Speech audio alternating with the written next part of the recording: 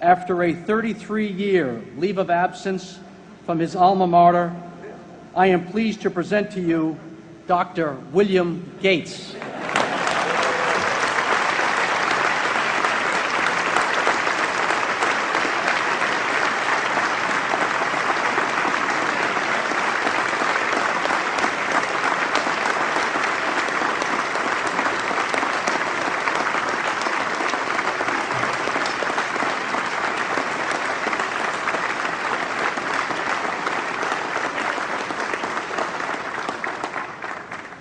Thank you. President Bach, former President Rudenstein, incoming President Faust, members of the Harvard Corporation and the Board of Overseers, members of the faculty, parents, and especially the graduates. I've been waiting more than 30 years to say this.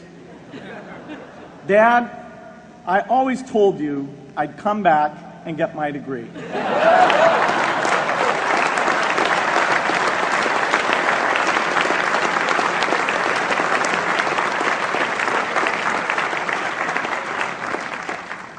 I want to thank Harvard for this honor. I'll be changing my job next year, and it will be nice to finally have a college degree on my... I applaud the graduates for taking a much more direct route to your degrees.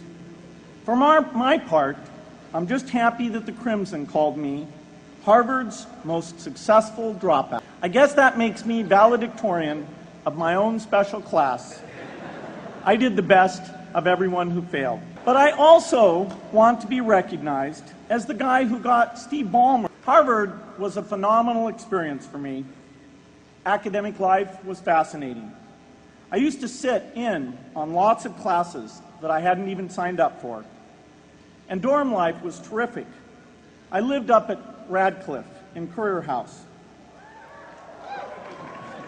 There were always a lot of people in my dorm room late at night discussing things because everyone knew that I didn't worry.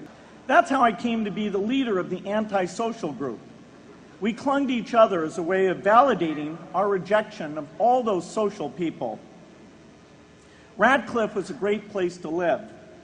There were more women up there, and most of the guys were math science types. The combination offered me the best odds, if you know what I mean.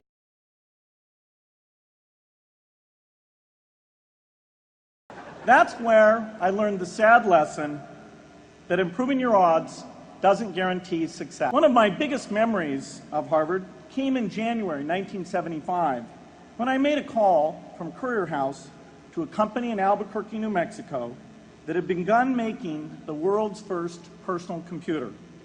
I offered to sell them software.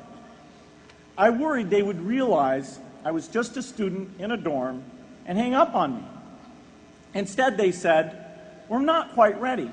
Come see us in a month," which was a good thing because we hadn't written the software yet. From that moment, I worked day and night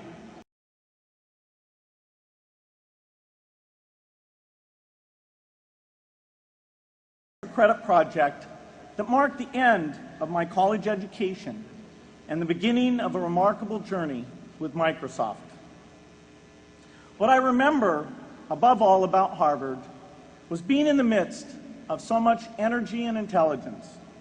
It could be exhilarating, intimidating, sometimes even discouraging, but always challenging. It was an amazing privilege, and though I left early, I was transformed by my years at Harvard, the friendships I made, and the ideas I worked on. But taking a serious look back, I do have one big regret.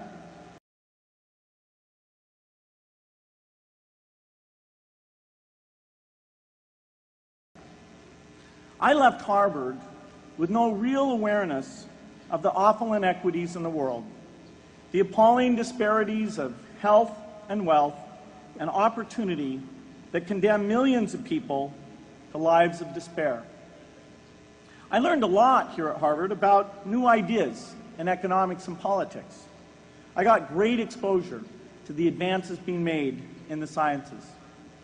But humanity's greatest advances are not in its discoveries, but in how those discoveries are applied to reduce inequity.